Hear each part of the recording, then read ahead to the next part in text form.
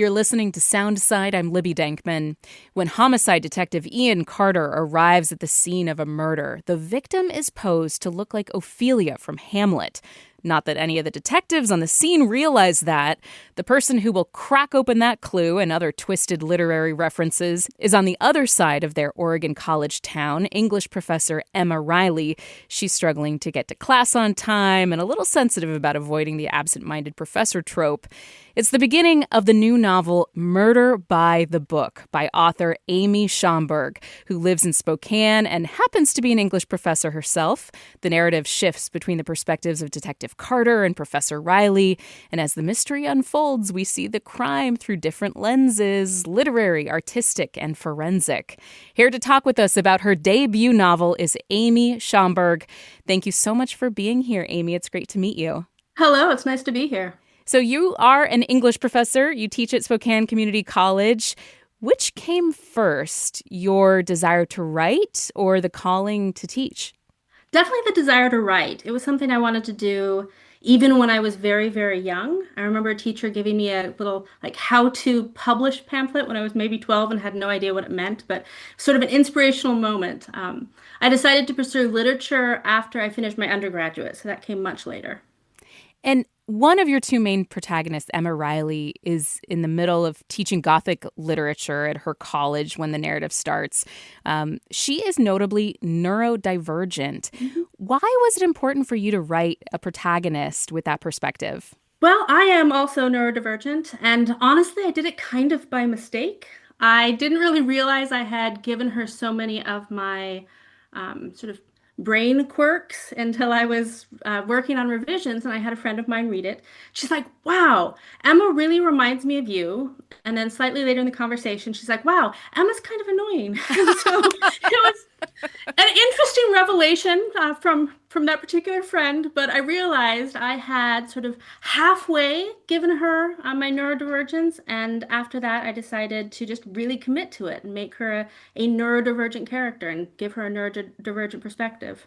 And for somebody who hasn't picked up the book yet, which have started reading it, and I am like completely all in on getting to the end of the narrative. It's a really cozy mystery, especially kind of as like fall is coming on and you feel that temperature cooling. You like want something to curl up with, especially a cozy mystery like this. So I'm in the middle of the book, but for somebody who hasn't picked it up yet, what kinds of examples of the way that Emma maybe interacts with the world or perceives the world differently did you include in the narrative? The biggest one is probably just her dedication to literature and sort of a literary world. She not only reads and teaches literature, but in a lot of ways, it's sort of her perspective on the world. She quotes texts a lot when she gets nervous, especially. She sort of translates information through a literary lens. And so that's sort of just might call it obsession, or as I said, dedication to that sort of literary perspective is one big thing.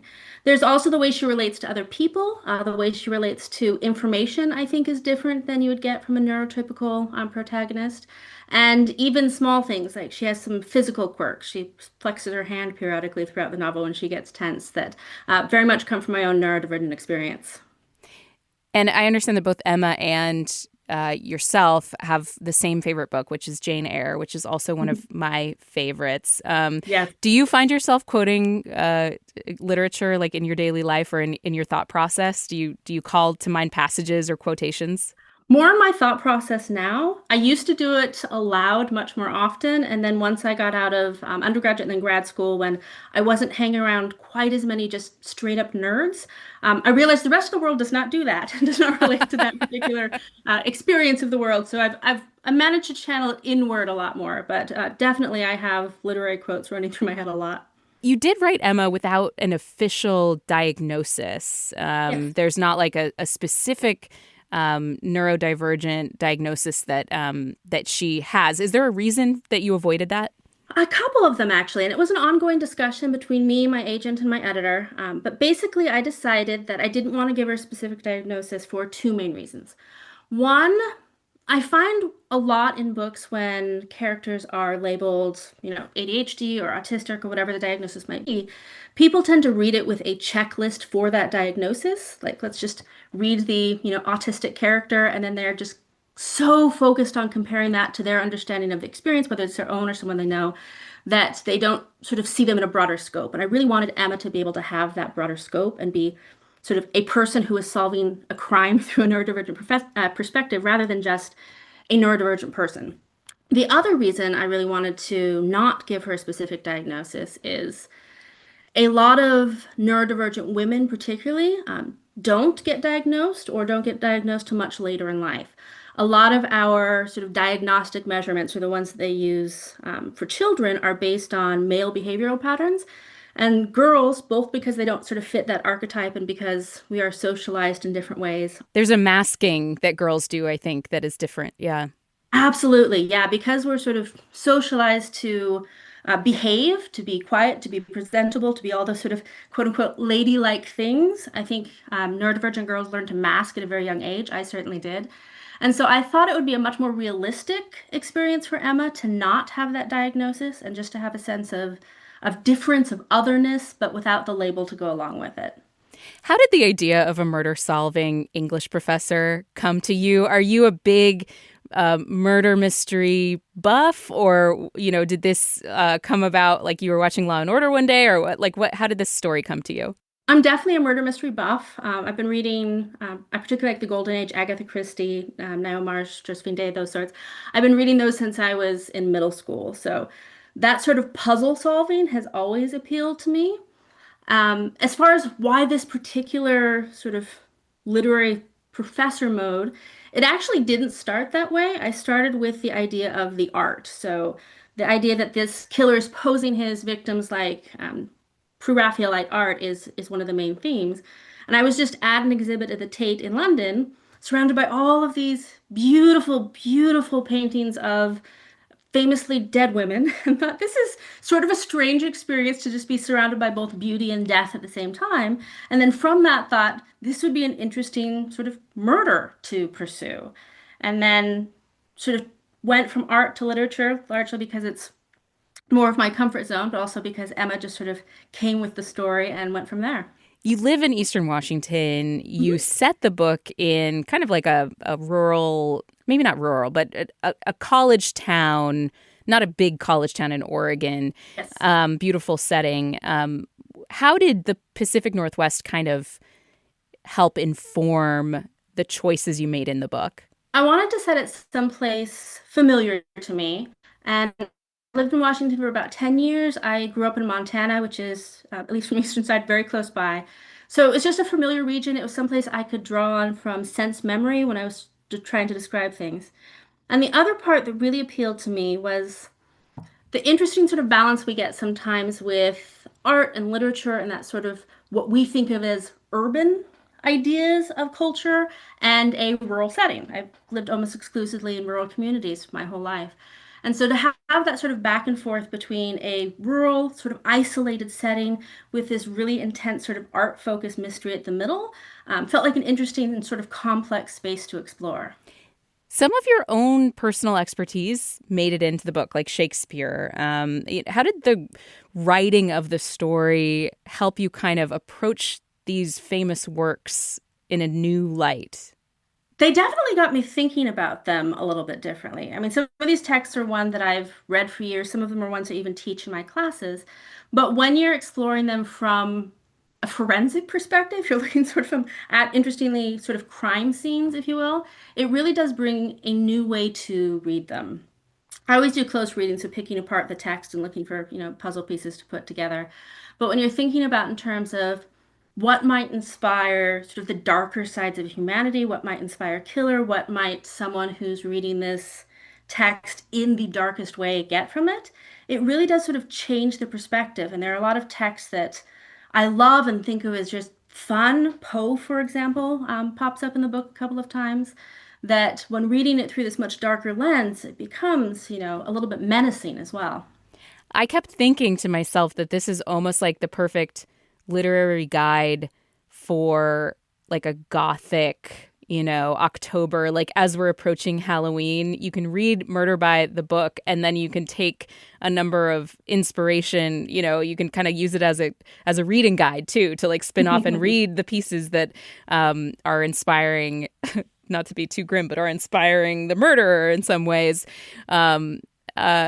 So the literature and artistic side of the story is half the tale. How about the forensic side? Like, how did you approach that? Because that does not necessarily stem from your own life, does it? No, not at all. So that was just research. A lot of reading, a lot of watching videos, a lot of talking to other sort of crime writers who know more than I do. Luckily, because murder mysteries are such an industry, there are a lot of books and videos and talks that are tailored specifically toward basically what writers need to know about forensics and what writers need to know about police procedural. So that is based on research, but largely invented. It definitely doesn't come from my own experience. So there is something really great about working in genre, and you hear this from filmmakers and writers, where when you work with something like a murder mystery, you know kind of the bounds of it and you know the beats. And that can be great, but it can also be incredibly intimidating because you need to do something new in a genre that is very well tread and has a huge fan base. How did you think about both those constraints, but also the challenge of that? So as far as the constraints, again, it goes back to the puzzle pieces. My brain works really well with putting together puzzles. It's why I like mysteries, and it's why I like reading literature, honestly. Literary analysis, in a lot of ways, is really sort of trying to find how puzzle pieces fit together. So when giving sort of the genre tropes of a murder mystery, you know basically what needs to happen. You have a body, you have a killer, you have a detective or detectives. All the pieces sort of have to fall in place. So it just becomes a matter of here's where I am starting. Here's where I know I want to end. And I am not someone who makes it up as I go along. That's way too daring for me. So I knew exactly where I was going, and you just have to sort of figure out how to put those pieces together as you go. As far as making it new, that is deeply intimidating because, as you say, this has been a very popular genre for generations. People far more talented than me have written many, many books. So I think my goal with it was just to make it my own, not necessarily to reinvent the wheel or do anything sort of big and splashy and genre defying, but really just to try to bring a different perspective and a different sort of set of ideas to the genre.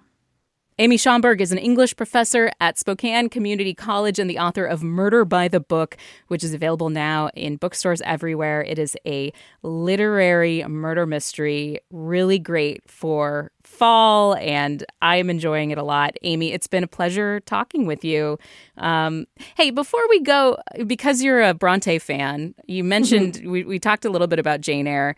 I'm rereading Wuthering Heights for the first time in, like 20 years right now.